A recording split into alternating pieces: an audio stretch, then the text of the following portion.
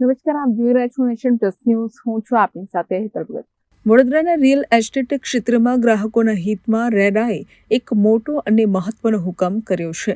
ગોત્રી વિસ્તારમાં આવેલી એક સ્કીમમાં મકાનનું પોઝિશન સમયસર ન આપનાર બિલ્ડરને હવે ગ્રાહકોના નાણાં વ્યાજ સાથે પરત કરવાનો આદેશ આપવામાં આવ્યો છે.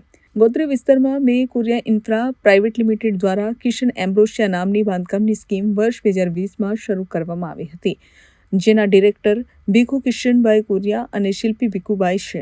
બિલ્ડરે આ સ્કીમ 2025 સુધીમાં પૂર્ણ કરવાની ખાતરી આપી 8 ગ્રાહકો પાસેથી કરોડો રૂપિયા વસૂલ્યા હતા. જોકે બિલ્ડર દ્વારા આપવામાં આવેલી સમયમર્યાદા પૂર્ણ થઈ ગઈ હોવા છતાં ગ્રાહકોને મકાનનું પોઝિશન ન મળતા આ બાબતે ગ્રાહકોએ રેરામાં ફરિયાદ નોંધાવી હતી. રેરા દ્વારા બિલ્ડરને નોટિસ આપી સમયસર મકાનનો કબજો સોંપવા જણાવાયું હતું, પરંતુ બિલ્ડરે આ નોટિસની પણ ગણકારી નહોતી.